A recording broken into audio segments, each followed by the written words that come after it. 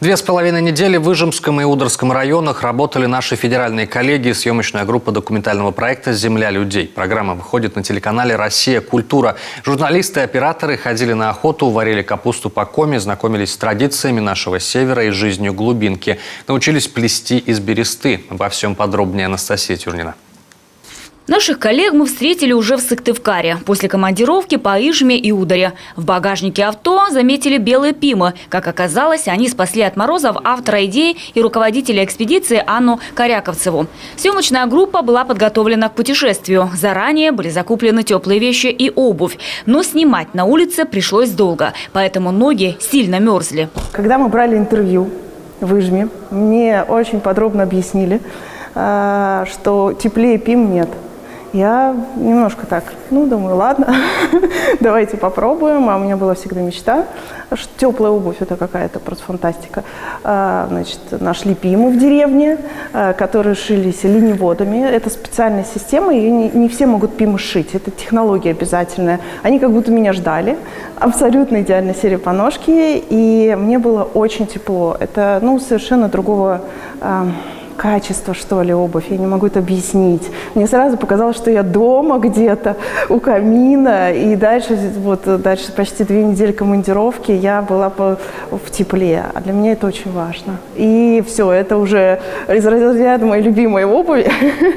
В Москве, конечно, не особо поносишь, потому что мокро. А все командировки зимние, я надеюсь, что они будут со мной.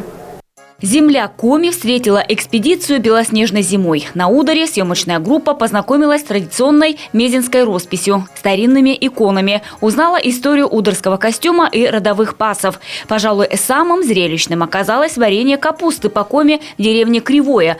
Прямо на улице жители развели костер и кидали в кипящую воду качаны. Таким большим черпаком достается эта капуста, она рубится на столе, стол должен быть под наклоном, чтобы стекла вода, потом она сначала она морозится, покрывается таким морозом, потом замерзает, как лед, рубится и сверху солится. Значит, капуста получает такой вкус капусты я никогда не пробовала. Это такой, дымок, я не могу это объяснить, она очень нежная, хрустящая, с дымком. Я не представляю, конечно, как ее можно сделать в городе. Она может быть только на костре. Обряд приготовления коми-капусты разбавили местные жители. Приносили и хвастались коми-утварью, танцевали и даже пели частушки. С неба звездочка упала на прямую линию. Меня милый переводит на свою фамилию. По словам московских коллег, в Коми очень близко находятся православие и язычество. Все духи леса, дома, бани божественные. А в каждой деревенской избе есть красный угол. Телевизионщики дважды побывали на охоте и узнали, как вести себя в лесу.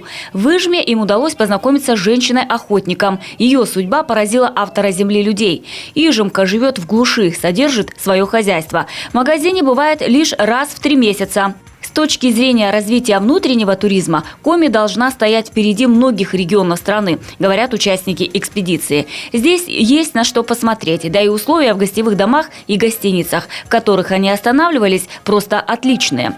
Цель проекта – показать каждый этнос через людей и традиции. В целом получится этнокультурная антология народов России. Фильм о Коми выйдет в эфир весной 2021 года на телеканале «Россия. Культура». Анастасия Тюрнина, Елена Красильникова, Олег Юшков, телеканал «Юрган».